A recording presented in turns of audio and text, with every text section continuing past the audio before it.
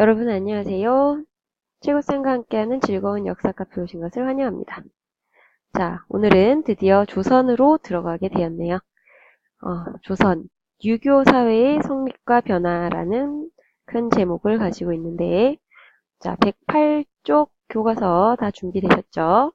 첫 번째 단어는 조선의 건국과 체제 정비라는 내용으로 시작됩니다. 자, 조선을 세운 사람이 누군가요? 바로 태조 이성계죠. 여러분들이 잘 알다시피 이 이성계는 무인 출신입니다. 어떻게 무인 출신의 이성계가 조선을 건국하고 왕이 될 수 있었는지 당시 배경에 대해서 좀 살펴볼게요. 당시에 14세기 후반이죠. 동아시아는 굉장히 큰 변화가 일어났던 시기입니다. 당시 중국에서는 원나라가 쇠퇴하면서 홍건적과 같은 반란 세력들이 일어나서 우리나라까지 쳐들어오게 되고요. 일본 같은 경우는 무인 정권인 무로마치 막부가 성립되었고, 하지만 남조 북조로 나뉘어서 굉장히 이 중앙의 통제력이 약해진 상태입니다. 그래서 왜구들이 남쪽으로 심지어 북쪽 해안가까지 쳐들어와서 많은 피해를 주고 있었죠. 이런 상황에서 고려라는 나라도 무사하지 못했죠. 이 홍건적과 왜구가 끊임없이 백성들을 괴롭히는 가운데 그래도 나라를 굳건히 지키는데 큰 공을 세운 사람들이 바로 이성계와 같은 신흥 무인 세력입니다. 그리고 이제 공민왕 때부터 사실 무인 정권 때부터 등용이 되었던 성리학을 공부하면서 힘을 키운 신진사대부가 있었죠. 이 두 세력이 어떻게 결합해서 고려를 무너뜨리고 새로운 조선이라는 나라를 건국하게 되는지 한번 살펴보도록 하겠습니다.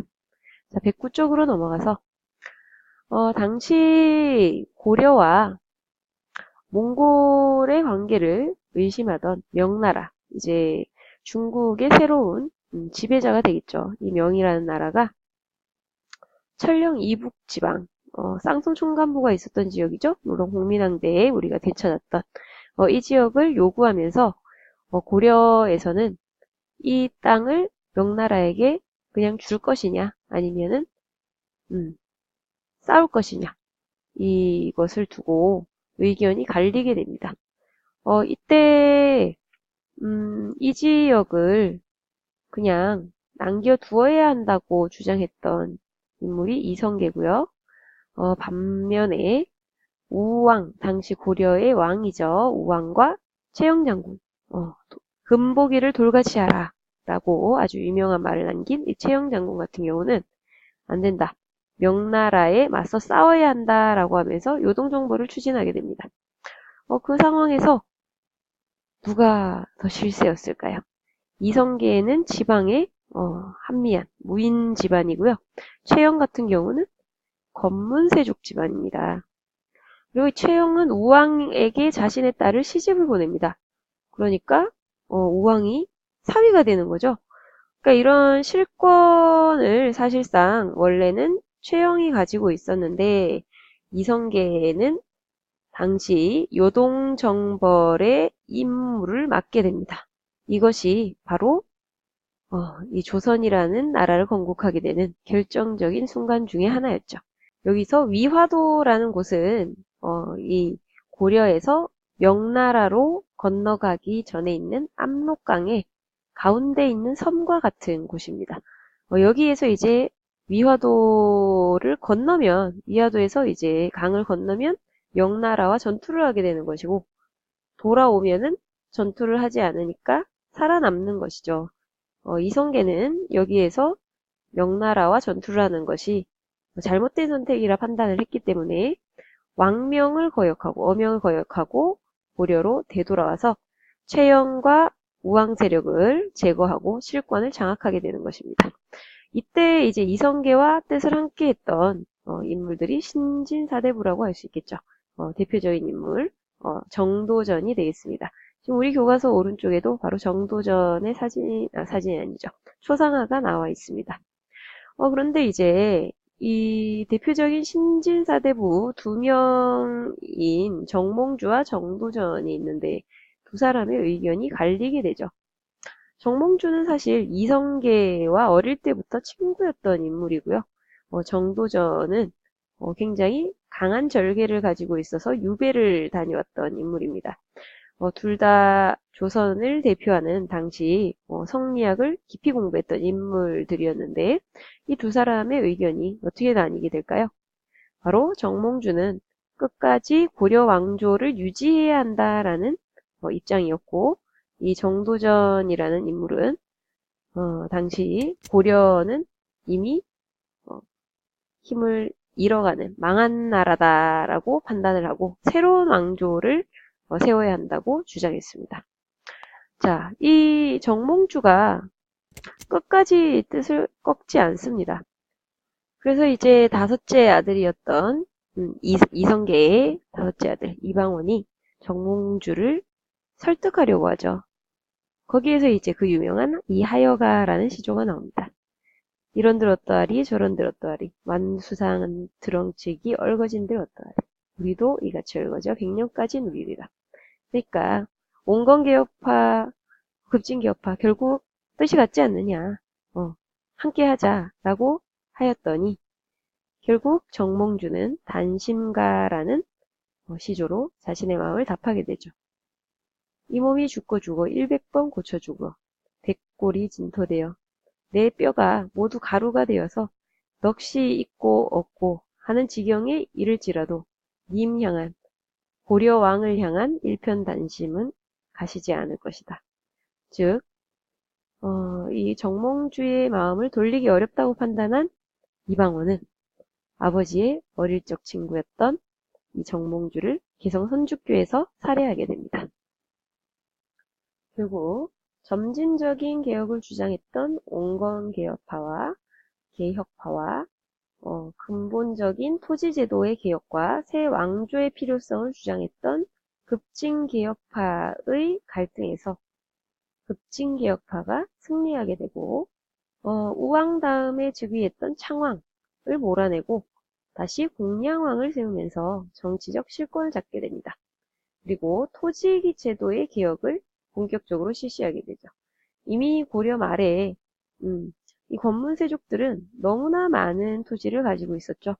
너무 땅이 넓어서 울타리를 칠 수가 없을 정도고 자신의 땅을 삼례과 하천으로 구분할 정도였다라고 하니 어느 정도 많은 땅을 가지고 있었고 백성들이 고통받았는지 짐작할 수가 있습니다.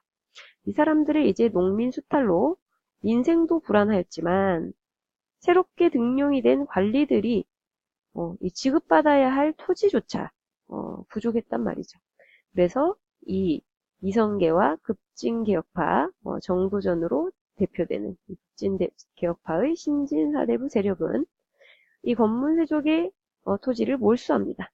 토지를 몰수하고 경기 지방의 땅을 가지고 새롭게 관리가 된 사람들 사실 처음에는 뭐 전현직 관리들에게 지위에 따라서 수조권 뭔지 아시죠? 조세를 거둘 수 있는 권리를 부여하는 이 토지를 지급하는 새로운 제도, 과전법을 실시하였다라고 보시면 되겠습니다.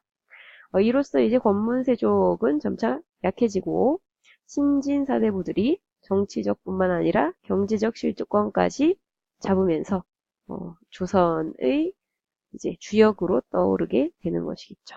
이것이 바로 조선이라는 새 왕조 건설의 시작이라고 보시면 되겠습니다. 자, 110쪽으로 넘어가겠습니다. 이제 조선이 건국되고 나서 어떻게 나라의 기반을 다지는지 본격적으로 그 과정을 살펴보도록 하겠습니다. 이 정치적 실권을 장악한 이성계와 급진개혁파 관리들은 이제 본격적으로 새 왕조 수립을 위한 준비에 나서면서 정몽주 등을 제거하고 이제 정치적 실권을 장악했죠. 이때 이제 무인 출신이었던 이성계가 왕위에 오릅니다. 당시 이성계는 이 홍건적과 왜구를 격퇴하는 과정에서 굉장히 백성들에게 많은 신망을 얻고 있었고 신궁이라고 불리었죠. 150m 바깥에 있는 적장의 투구끈을 활을 쏴서 맞추어서 끊을 정도로 대단한 이 무인으로서의 실력을 가지고 있었다고 기록되어 있습니다. 그리고 이 이성계를 뒷받침하는 실질적인 브레인, 두뇌 역할을 했던 인물은 정도전이 되겠죠. 이렇게 이성계와 같은 신흥무인 세력과 급진개혁파 신진사대부가 힘을 합쳐 새로운 왕조를 열게 됩니다. 그 왕조의 이름이 바로 조선인 것이죠. 이 조선이라는 이름은 명나라에서 둘 중에 하나를 정해달라는 이 이성계와 신하들의 요청에 따라서 고민을 했겠죠. 한 가지는 이성계의 고향인 화령이라는 이름이 있었고 하나는 조선이라는 이름이 있었는데 화령이 떨어지고 이제 조선이라는 이름으로 해라라고 명나라 황제가 정해주었습니다. 그래서 화룡 왕조가 아닌 조선 왕조가 되었다는 것이죠. 그래서 이것이 1393년의 일이고요. 완전히 이제 한양을 도읍으로 정하고 새로운 왕조가 본격적으로 시작된 것은 1394년이라고 볼 수 있겠죠. 그래서 당군이 세운 고조선을 계승하는 조선이 이렇게 시작되었습니다. 이 오늘날의 수도인 한양 어떤 곳일까요? 서울이죠. 이 서울은 한강을 끼고 있습니다. 그래서 굉장히 큰 강을 끼고 있기 때문에 토지도 비옥하고 또 교통도 편리하고 산도 있고 그죠? 사실 초기에 여러 도읍지의 후보들이 있었으나 결국 이제 무학대사와 이 정도전 등의 인물들이 연구 결과 이 한양을 도성으로 정하게 되죠. 이 한양을 위에서 보면은 오늘날의 서울은 이런 모습을 하고 있는데 이것이 이제 서울의 위성 사진입니다. 우리나라에서 가장 넓은 강이라고 할 수 있겠죠.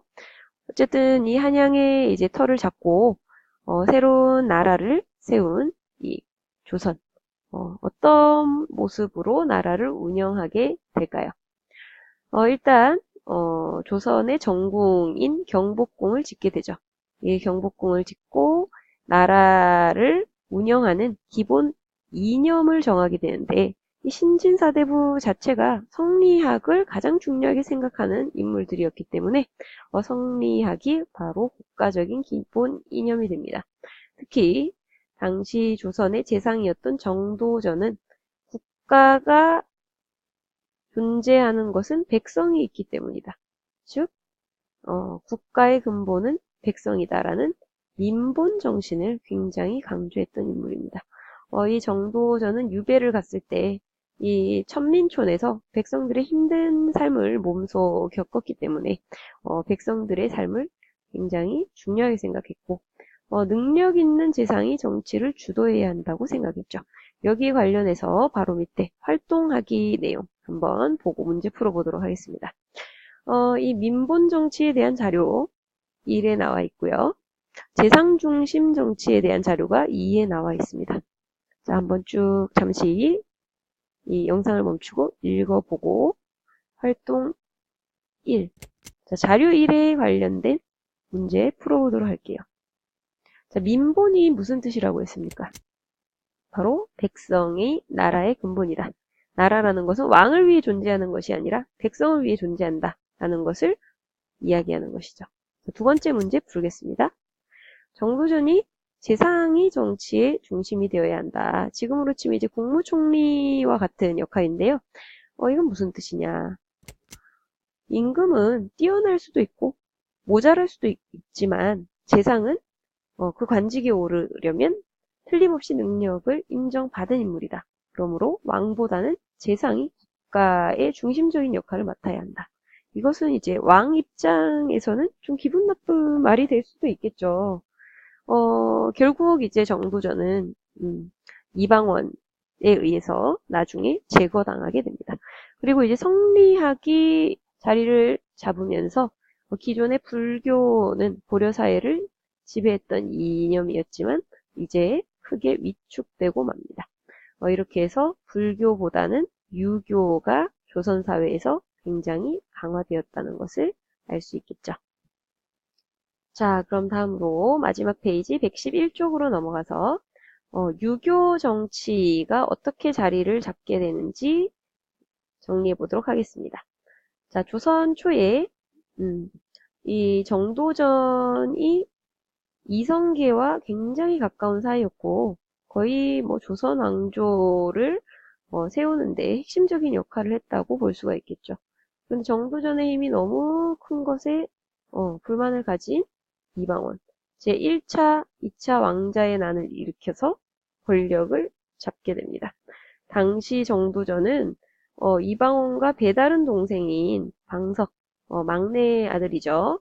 방석을 지지하고 있었는데 그렇게 되면은 아버지를 위해서 이제 아버지는 원하지 않았지만 정몽주까지 죽이게 된 이 이방원은 왕이 될 수가 없단 말이죠.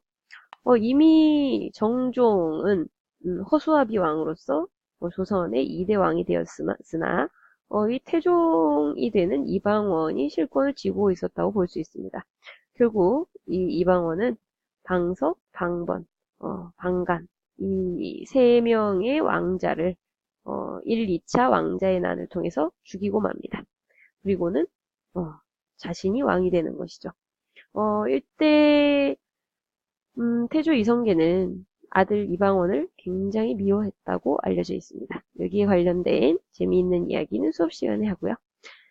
이렇게 왕이 된 이방원, 태종은 사실상 이 조선의 개혁에 굉장히 큰 힘을 기울입니다. 일단 자신의 반란을 일으킬 수 있는 사병 없애버리죠. 그래서 왕권을 엄청나게 강화시키고요. 육조 직계제라는 것을 실시해서 모든 국가적인 명령 그리고 제도는 왕의 명령에 의해서 왕을 거쳐서 이루어질 수 있도록 했습니다. 즉 신권, 신하들의 권리는 약화되고 왕권은 강화되는 것이죠. 그리고 양안, 고려시대도 있었죠. 토지대장, 호적, 호구를 조사하는 것, 이것을 작성하고 이게 중요합니다. 호패법. 자, 호패라는 것은 지금으로 치면 주민등록증이라고 볼 수가 있겠죠. 군역을 또는 요역을 파악하기 위해서 만들었던 이 호패제가 태종 이방원 때 처음 시행되었다라는 거 기억해 두시고요. 그 다음 세종으로 넘어갑니다. 세종은 너무나 많은 업적을 남겼죠. 정말 모범적인 왕이었다라고 보시면 되는데 정책 연구기관인 집현전 정책뿐만 아니라 한글, 학문 다양한 것을 연구했고 여기에서 이제 인재를 육성하고 또 많은 책들을 편찬했고요.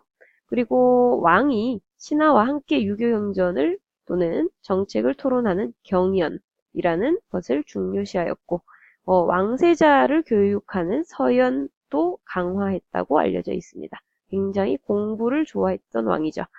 그리고 태종 때 실시했던 육조 직계제와 달리 의정부 서사제를 실시합니다. 요거 이제 비교해서 문제가 잘 나오는데요. 의정부는 뭡니까? 영의정, 좌의정, 우의정, 그죠? 뒤에 공통적으로 붙는 말이 의정, 삼의정이라고도 하죠. 이 사람들이 이제 신하들 중에 핵심적인 역할을 하는데 국가의 최고회의 기구라고 보시면 되겠죠. 이 핵심적인 신하들의 역할을 중시했다라는 것은 왕권을 강화시키는 것뿐만 아니라 신하들의 이야기도 잘 듣겠다. 이런 의미가 됩니다. 그래서 세종이 대단한 왕이라고 불리는 거죠. 그런데 이 세종의 아들인 문종이 일찍 죽어버립니다. 그리고 문종의 어린 아들인 단종이 즉위하게 되죠. 이 나이 어린 단종이 즉위를 하니 이 왕자리를 호시탐탐 노렸던 세력들이 있습니다. 그 중에서 계유정난이라는 정변을 통해서 세조, 수양대군이죠. 그러니까 이제 자기 어린 조카입니다. 조카인 단종을 죽여버리고 결국 왕자리를 지키게 되는 그러한 인물이죠. 이 세조는 집현전, 경연 모두 없애버립니다. 공부하기 싫어했다라고 봐야 되겠죠. 특히 여기에서 이제 신하들이 자기한테 잔소리를 많이 합니다. 그러니까 이런 잔소리가 듣기 싫으니까 없애버린 거죠. 다시 육조 직계제를 실시하죠. 태종과 비슷한, 좋게 말하면 카리스마가 있고, 나쁘게 말하면 포악한, 이런 성향의 인물이었다고 추정이 되고, 왕권 강화를 굉장히 중시했으며, 군사제도를 개편하고요. 이것은 큰 업적이라 볼 수가 있는데, 조선의 기본 법전이 되는 경국대전의 편찬을 시작했습니다. 자, 여기서 구분해야 할 것. 경국대전의 편찬을 시작한 것은 세조지만, 경국대전을 완성한 것은 성종 때입니다. 이 성종은 세종과 굉장히 비슷한 성향이라고도 보는데요. 세종 때처럼 유교 통치를 모범으로 삼고요. 집현전을 계승한 홍문관을 설치하고 다시 경연을 열고 공부를 열심히 했던 왕이죠. 신하들 얘기도 잘 듣고 경국대전을 완성시켜서 반포를 해서 조선의 유교적인 통치체제의 정비를 마무리했다라고 보시면 되겠습니다. 그 밑에 있는 육조 직계제와 의정부 서사제, 요 두 사료는 시험에 잘 나오는 부분이니까 여러분들이 꼭 한번 읽어보시고요. 자, 여기서 마지막으로 오늘 디딤 영상에 힌트 나갑니다. 이 왕과 신하들이 모여서 함께 정치에 대해서 이야기했던 자리, 뭐라고 했죠? 경연입니다. 경연. 그리고 왕세자를 교육시키는 거 서연이라고 했죠. 또 하나, 이 조선의 기본 법전이 경국대전이라고 했는데요. 이것을 완성한 것은 성종때고, 또한 육조 직계제의 어느 왕 때입니까? 태종, 세조 두 왕 때 시행이 되었고, 의정부 서사제 어느 왕 때입니까? 세종, 성종 두 왕 때였다.